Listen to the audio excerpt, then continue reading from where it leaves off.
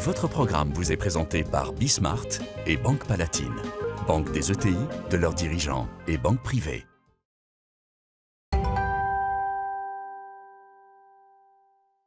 On repart. On va redémarrer la semaine, même si c'est à la fin de la semaine dernière, mais enfin, le rapport de l'OCDE France 2021, on en est à 6,8 de croissance maintenant, les gars. Oui.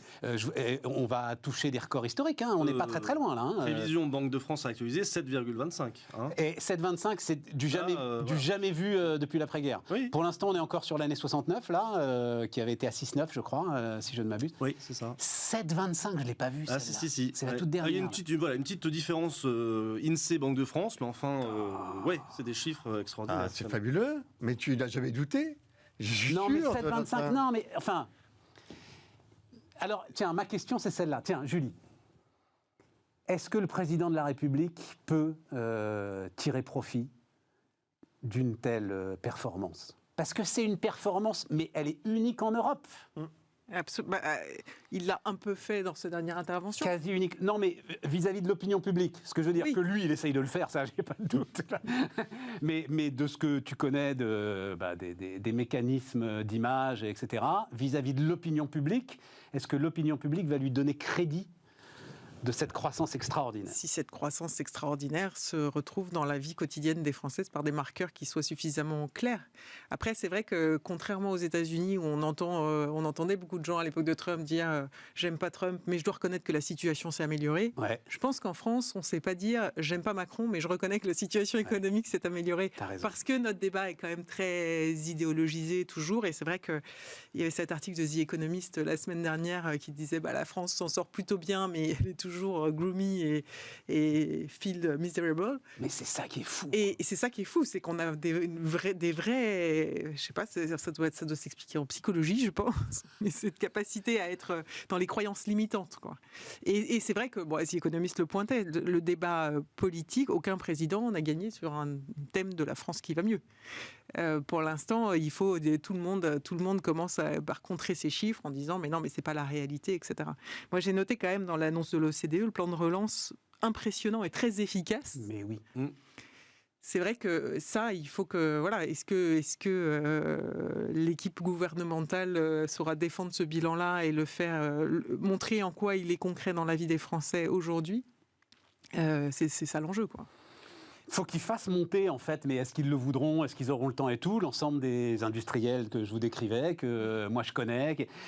Tu sais, c'était une phrase de le formidable Jacques Chanu, que j'espère bien ramener d'ailleurs dans nos débats, là. Donc ancien patron de la Fédération Française du Bâtiment, donc il ne l'est plus maintenant. Voilà. Et c'était juste à la sortie du confinement, on commençait Bismart, et il avait eu cette phrase, il m'avait dit « Il faut absolument que le gouvernement assume l'effet d'aubaine. La seule façon que ça marche, c'est que, oui, on assume qu'un certain nombre de margoulins vont profiter du plan de relance et vont aller siphonner un pognon qu'ils n'auraient pas dû siphonner. Mais c'est la seule façon pour ça. C'est ce qu'ils ont fait. Ils ont assumé l'effet d'aubaine. Et c'est pour ça que ça... Alors, juste par rapport à ces chiffres qui ont, je crois, deux éléments d'explication. Le rattrapage par rapport à la période de... D'accord, mais le rattrapage, il est partout dans le monde, Léonidas. Non, mais c'est pas pour... au contraire, pas du tout pour s'estimer, bien au contraire. Je défends mon chiffre. Non, mais je le défends aussi. Donc, donc effectivement, l'effet de rattrapage et le fait que l'économie française allait excellemment bien et qu'elle était sur une rampe croissante. Donc les deux, en 2019, tu veux dire ? En 2019. Ouais. Et donc on a cette conjonction, mais qu'est-ce qui est vraiment à mettre au crédit, je crois, du gouvernement ? C'est qu'on était un certain nombre à croire dans cette dynamique entrepreneuriale française à laquelle je suis passionnément attaché. Je pense qu'elle est réelle et que c'est pas juste un fantasme. Donc j'étais très optimiste, mais j'avais dans les échanges et les plateaux et le monde patronal tellement de Cassandres qui étaient convaincus qu'on allait prendre la pire crise économique de l'après-guerre. On l'a tous entendu. La pire crise, un chômage monstrueux, des cascades de faillites. Donc là, il y a un véritable bénéfice que le gouvernement peut prendre, c'est que le pire n'est pas advenu et que le meilleur de ce qui pouvait exister après une crise comme celle-là, eh bien, il est là, il est devant nous. Et ça, je pense qu'il peut vraiment le mettre à son crédit, avec la contrepartie sur laquelle il faut être vigilant. c'est qu'on ne peut pas dépenser 1 milliard par jour. Donc, je pense que, voilà, il faut de temps en temps un peu... 1 milliard par jour, c'est un truc un peu... commencer à réajuster un peu comment dirais-je, la voilure. Mais il y a eu tout ce qu'il fallait pour que l'économie ne s'effondre pas. Et on était d'ailleurs un certain nombre à réfléchir. Mais Bruno Le Maire en est en partie responsable, tu sais, parce qu'on l'aime bien, Bruno Le Maire, mais enfin, ses déclarations, moi, dès le début, ça m'avait énervé sur la crise de 29. C'est pas le meilleur service qu'il a rendu. Dès le début, souviens-toi, tu avais Macron qui disait nous sommes en guerre, bon ça peut se discuter, mais Bruno Le Maire qui disait c'est la crise de 29. Mais mon pote, si tu dis c'est la crise de 29, mais tu désespères Billancourt et puis tout le monde, quoi. Enfin, c'est pas possible. Surtout que ça n'avait rien à voir avec la crise de 29. Non, mais vraiment oui, rien. mais en même temps, je pense, Stéphane, je pense que c'était une comparaison qui était intéressante. Pourquoi ? Parce que ça aurait pu être la crise de 29. Si le nécessaire, avec la masse mobilisée de moyens financiers d'État, n'avait pas été injecté dans l'économie, ça aurait pu être la crise de 29.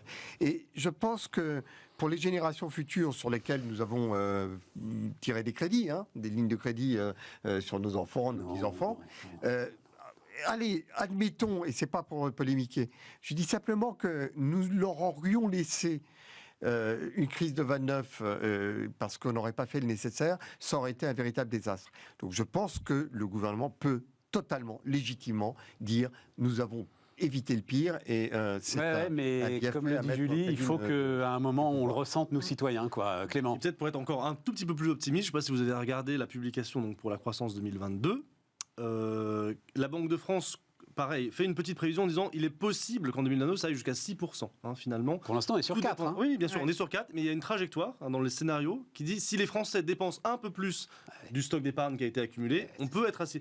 C'est quand même, si on est à 7 et à 6, ce sera quand même une croissance la Chine. Extraordinaire. La Chine avec la démocratie. Voilà, c'est ça. Et puis, non mais pareil, dans l'explication, aussi dans les prévisions, qu'est-ce qui fait que la Banque de France relève comme ça aussi ses prévisions, parce que les 6,8 ils sont quasiment atteints en fait, vu les chiffres des 3 trimestres avec une prévision raisonnable, c'est que le budget anticipé des Français pour les fêtes de fin d'année a augmenté de quasiment 300 € dans les anticipations. Les Français vont dépenser, je crois que le chiffre c'est 270, en moyenne 270 € en plus. On va multiplier ça par 40 millions de ménages, puis vous avez la virgule qui est modifiée après le chiffre. Donc c'est enfin 7,25 c'est un peu plus qu'une virgule. Non, mais par rapport à 6,8 ou à 6,9... Ouais, bah 7,25 quoi.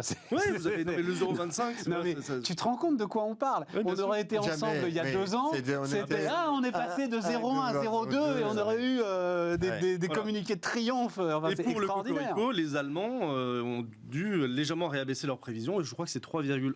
Oui, mais on sait pourquoi. Pour le coup, c'est l'automobile. Oui, voilà. bien sûr. C'est conjoncturel, c'est l'automobile. En 2022, ils ne sont pas une très forte croissance. Non, non plus. 2,5. Oui, absolument.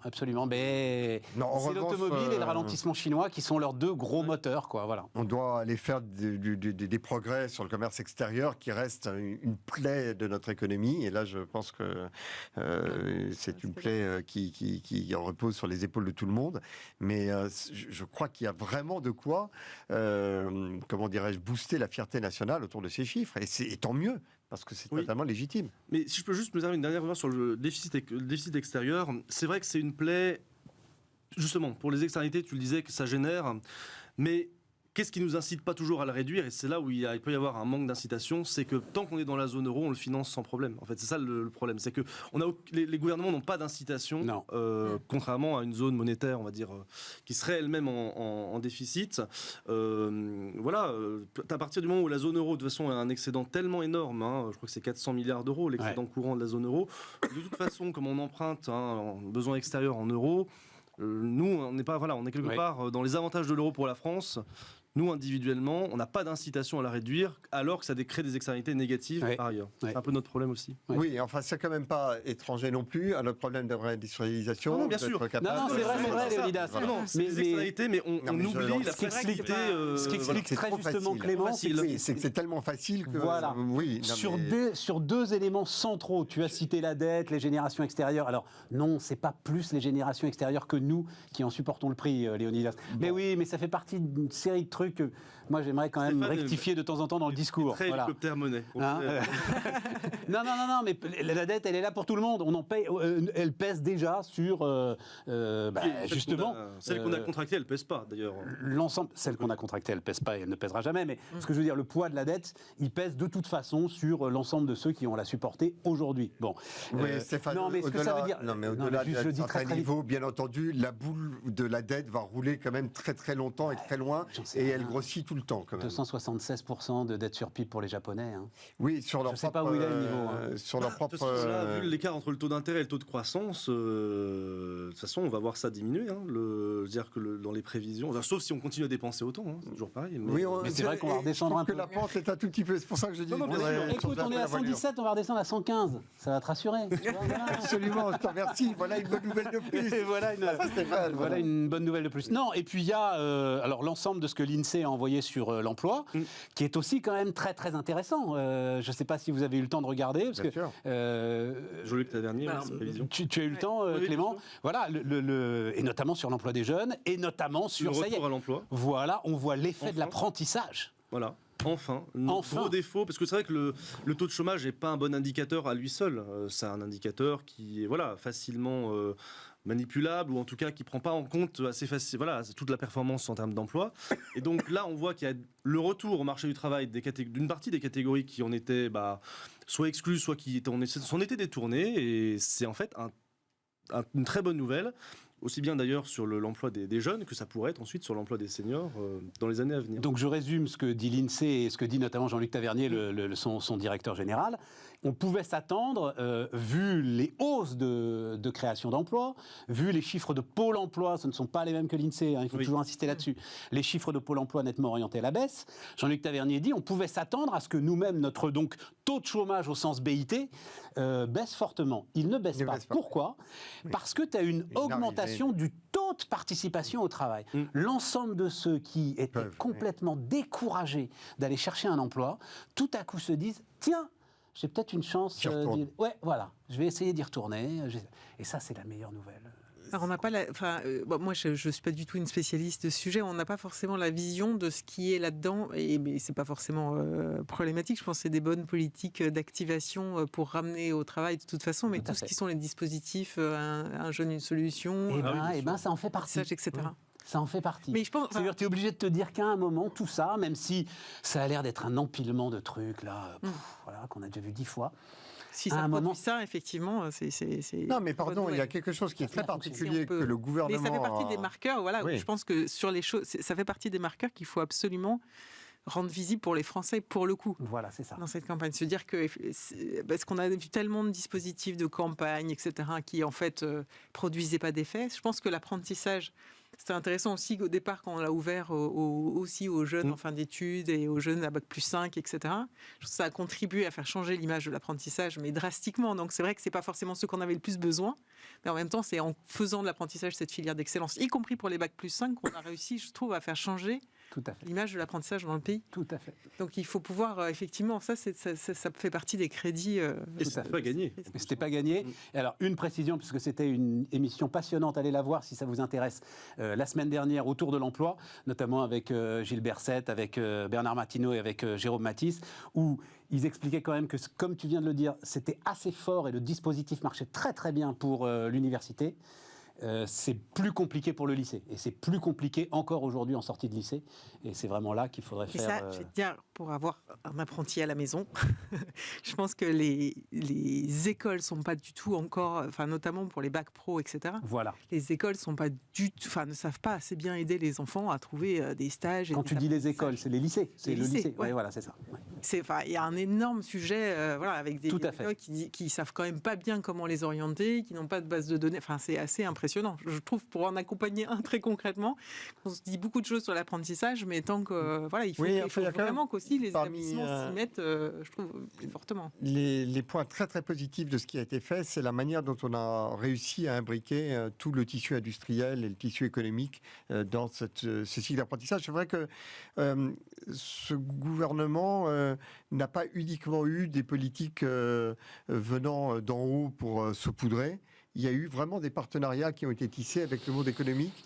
Et finalement, par différentes modalités, eh bien, il y a une collaboration entre le public et le privé pour arriver à ces résultats. Et ces résultats sont spectaculaires, c'est vrai. Alors, je voulais vous lire un truc. Donc, je vous ai dit, petit chemin de traverse, là, il nous reste un quart d'heure.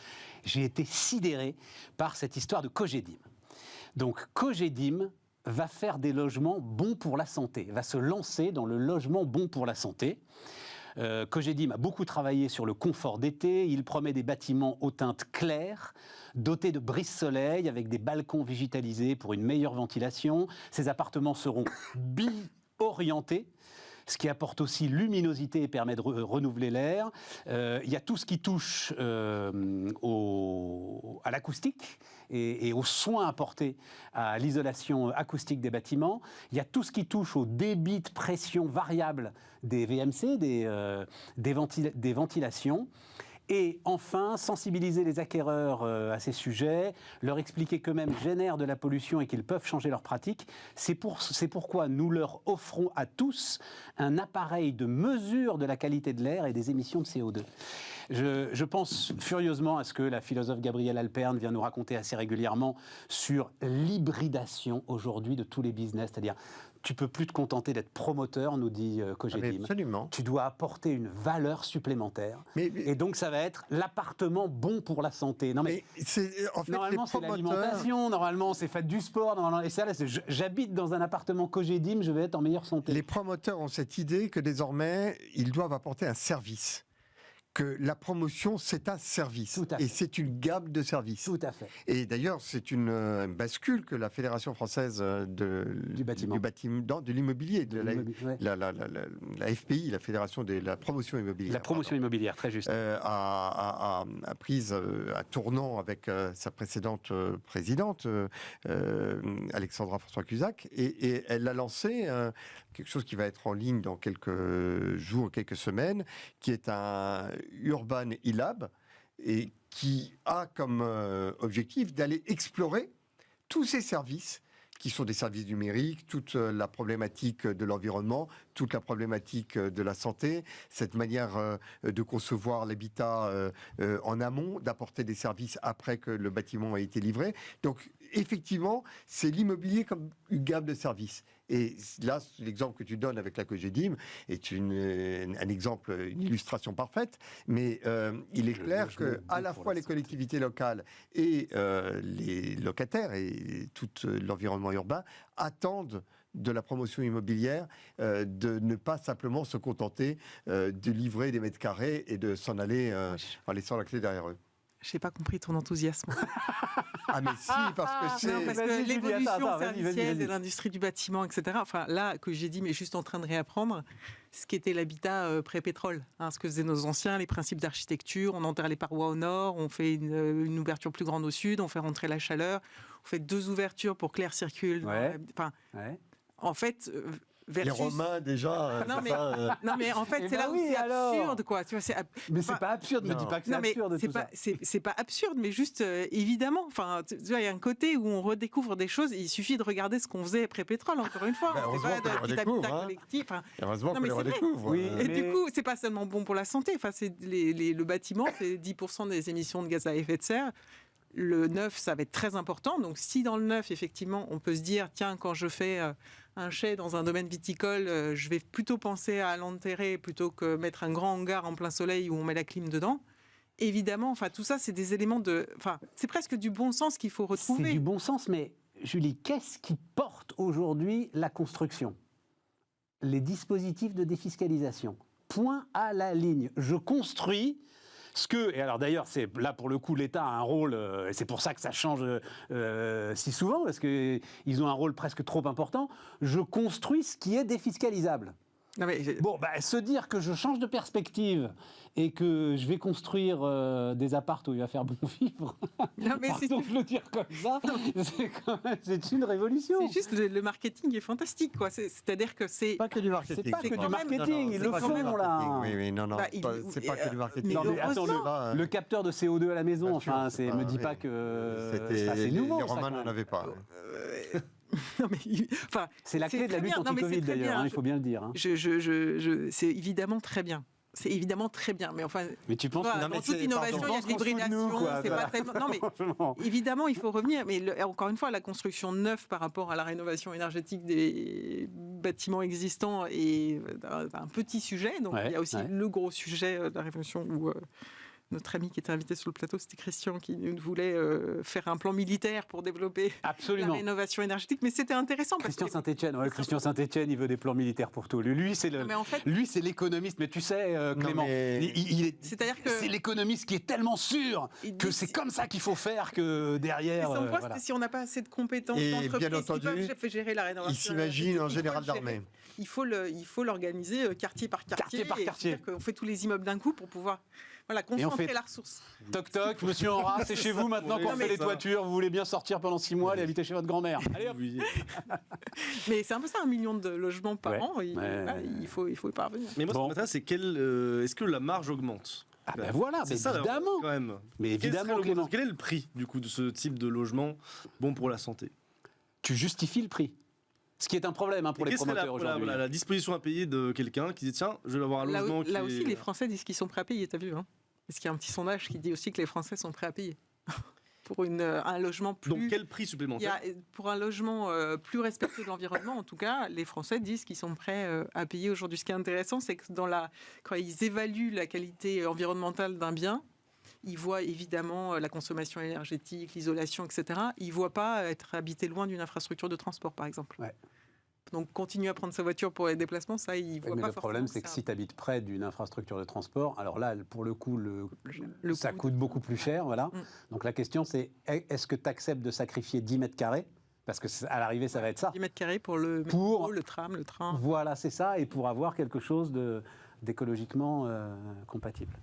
Ou le stationnement payant de plus en plus cher. Parce que ça peut être aussi une économie qu'on fait en se rapprochant d'un réseau de transport. J'ai encore appris un truc dans ma table ronde. Là, je vous raconte tout. Non, mais c'est passionnant. C'est très intéressant sur les délais. C'est-à-dire qu'aujourd'hui, les constructeurs, les promoteurs, etc., sont sous la pression des délais. Et Benoît Druffret, le patron d'Eiffage, expliquait très simplement que sur un bâtiment haute qualité environnementale, vous allez chercher les meilleurs matériaux. Vous allez faire le geste du compagnon pour faire le joint, c'est 80% en fait de la performance du bâtiment derrière. Si le compagnon n'a pas le temps de faire le joint comme il doit faire le joint, alors personne ne va se rendre compte de rien. Simplement, la performance ne sera pas au rendez-vous. Voilà. C'est super intéressant quand même. Ah oui. Et tout l'enjeu des compétences. Ça relativise. Ça me rappelle ce qu'on avait dit sur les batteries, comme quoi l'essentiel du gain de kilométrage des batteries, c'était pas en fait la batterie elle-même, c'était le pilotage de la puce. Exactement. Battery Management System. C'est ça. Ouais, tout à fait. On apprend des choses comme ça. C'est un peu fait pour. Oui. Et vous, c'est une sorte d'échange. Une sorte de bouillante culture. Alors, on termine avec le métaverse. Le métaverse avec l'immobilier, on termine avec le métaverse. On va en parler largement demain. Mais alors, c'est Yves Guillemot. C'est pas c'est un gars sérieux, Yves Guillemot. Et puis alors, le bon sens breton. Donc Ubisoft. Vous savez, chez les Guillemot, quand il y a une décision difficile, ça se traite sur la table de la cuisine de la grand-mère Guillemot en Bretagne. Donc voilà, on rigole pas. Révolution industrielle de demain, donc Yves Guillemot parlant du métaverse, je me dépêche de vous lire ça. Avec des outils comme la blockchain et le développement des crypto-monnaies, on va pouvoir créer de nouvelles règles qui s'appliquent à l'échelle du monde. Cela ouvre une nouvelle frontière. Tout comme on a exploré l'espace et marché sur la Lune, nous sommes à l'aube d'une nouvelle révolution. C'est une extension de notre monde qui s'ouvre à nous. Aujourd'hui, ce monde en 2D existe déjà pour les joueurs de jeux vidéo. Demain, il existera pour tous. Il sera en 3D. On va faire bien plus que simplement abolir l'existence. On pourra multiplier les discussions et les business en luttant contre les préjugés. En luttant contre nos préjugés. Parce que dans notre monde, quand vous regardez une personne âgée ou une personne d'une autre culture, ajoute-t-il, ça influence votre attitude. Et demain, quand vous discuterez avec votre avatar, vous serez beaucoup plus ouvert. Alors ça, moi, ça m'a vraiment surpris dans l'interview, parce que est-ce que les gens seront meilleurs dans le métaverse C'est une question. C'est pas vraiment ce que les réseaux sociaux nous ont montré. Les gens sont pas vraiment meilleurs, plus ouverts, plus tolérants sur les réseaux sociaux. Même parfois. Donc, ça m'a surpris parce que ça donnait une tonalité à côté de la révolution industrielle. Tout d'un coup, pourquoi nous parle-t-il de ce monde qui serait moins, qui permettrait de lutter contre les préjugés? Je trouve ça étonnant de la part de Guillemot d'arriver sur ce terrain-là. Parce que c'est la révolution, enfin l'image qui me vient, c'est la révolution des sans-culottes. À partir du moment, enfin si tu veux, la fin de la féodalité, c'est aussi qu'à un moment, tout le monde s'est mis à s'habiller de la même façon, si tu veux. Si, moi, ça me semble... Tout à coup, tu t'affranchis d'un certain nombre de la barrières. même façon, t'inquiète pas que Louis Vuitton va te vendre des tenues. Enfin, tu vas pas du tout t'habiller de la même façon. D'ailleurs, on ne sera pas tous égaux. Donc, le métaverse va- On ne sera pas tous Roman Bitcoin, égaux dans le métaverse, tu vois. Il y On en va a les acheter qui, avec des bitcoins. tu vois, et on les achètera avec la monnaie de Facebook. Je pourrais être aussi grand que toi dans le Par métaverse, exemple. tu vois, Julie, voilà. Hein Exactement. Ouais, non, Enfin, la solution a été trouvée. Il faut que le métaverse arrive. Ouais. non, mais Je me mets sur les rangs. tu crois pas un instant que, en fait, ça puisse porter de nouveaux rapports, parce que c'est ça qui nous décrit Guillemot, de nouveaux rapports entre les êtres, entre les l'égalité entreprises. Entre les êtres, non, je ne crois pas du tout, moi. Je crois pas du tout.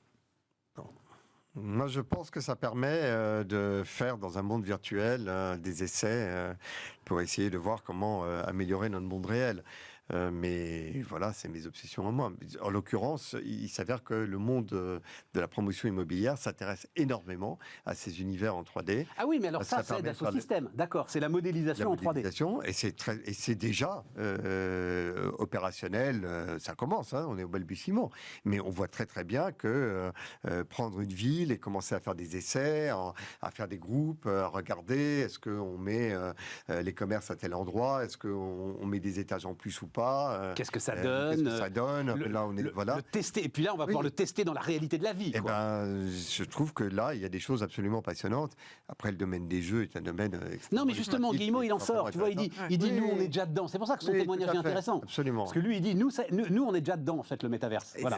c'est là où quand même Zuckerberg a fait un coup de com de dingue parce qu'il a préempté le métaverse Ouais. d'un coup d'un seul. Ouais. Ça devient son sujet alors que c'est déjà ancien. Ouais. Ça devient son sujet alors que c'est pas là demain. Ouais. Il a réussi à dire, en fait, et Meta, donner c'est moi. Meta, c'est moi, et finalement donner une vision à son groupe. Qui tout d'un coup est très clair parce que oui, il a racheté Oculus, oui, la monnaie, tout ça, toutes les pièces du puzzle s'assemblent. Là où les autres maintenant vont devoir ramer pour dire mais nous aussi on y est. Donc je voyais Apple qui va lancer son casque l'année prochaine. On voit bien qu'ils vont tous y être, ce qui est d'ailleurs une question. Parce que je pense qu'on pourra visiter un métaverse. ce qui est Si on a 5 intéressant, métaverses, 5 avatars, ça va devenir C'est compliqué. qu'Ubisoft, on est déjà présent là-dedans et je trouve que c'est intéressant qu'il y ait de nouvelles aventures dans lesquelles nous avons vraiment nos champions nationaux. Bien sûr. Ah oui, et puis Dassault Systèmes. Enfin, Bien sûr, non, il y a une absolument. entreprise Oui, aujourd'hui bien qui règne entendu. sur la modélisation 3D, c'est Dassault Systèmes. Clément, toi aussi, tu es dubitatif. C'est difficile d'en penser quelque chose. On n'a jamais été aussi proche. En même temps, je trouve qu'on se rend, à mon avis, pas du tout compte de ce que ce sera, que ce sera développé. Donc, moi, j'ai beaucoup de mal à en penser quelque chose, quelle que soit d'ailleurs l'application, pas que sur les jeux. Mais je doute effectivement que ça change profondément la nature humaine. Je suis un peu il n'y a aucune raison objective. Non, mais tu as raison, Julie, j'y pensais furieusement. C'est ce qu'on pouvait lire sur les espoirs de l'Internet, que tout à coup, la connaissance ouverte à tous, l'universalisme, et à l'arrivée, Non, mais c'est très sans beau, doute le pire de l'humanité C'est qui se très, très déverse beau. sur ces réseaux. Aussi, Et le meilleur. Et le meilleur. Ouais, faut le chercher un peu. Faut le chercher un peu. Non, tu le trouves. Oui, enfin, Le pire, on le voit essaie- plus facilement, c'est vrai. Oui, on essaie de canaliser le meilleur. Non, alors oui, non, on finit toujours par une note positive et puis on fait le lien avec l'émission de demain parce que je vous disais, donc demain, Mathieu Courtecuisse, SCIA Partners, c'est une croissance en termes de consulting indépendant en France sans équivalent. Il est aujourd'hui vraiment, notamment sur l'application des nouvelles technologies, etc., sans doute l'interlocuteur le plus pertinent que les entreprises puissent trouver. Et lui, il dit, il viendra nous le dire demain, il faut maintenant, sans tarder, nommer un Chief Metaverse Officer. Voilà. Julie, il faut qu'il y ait chez Little Wing un Chief Metaverse Officer. C'est noté. Mais tu vas être obligé. Il va falloir que tu guides tes clients là-dedans. Non, mais Il bien va sûr. falloir Non, que tu mais les moi, conseilles. Il je va trouve ça falloir que... assez excitant. Ça va être hyper passionnant comme à inventer. Ça va être challenging. Mais oui. Et dans le monde politique, il va falloir qu'on initie le monde politique au métavers. Je sens que. Non, il y a on des pourrait en des envoyer chemins. un certain nombre dans le métaverse Alors, et il n'en effectivement. sortirait plus. Tu sais. Petite cage dorée en métaverse. Bon, les gars, j'ai adoré. Merci. Les gars, c'est générique. C'est générique, hein, t'as voilà. compris. C'est une bande, quoi. Voilà. Et on se retrouve demain. Donc, justement, pour discuter du métaverse, mais de l'ensemble de la transfo. Vous allez voir, on va parler intelligence collective aussi. À demain.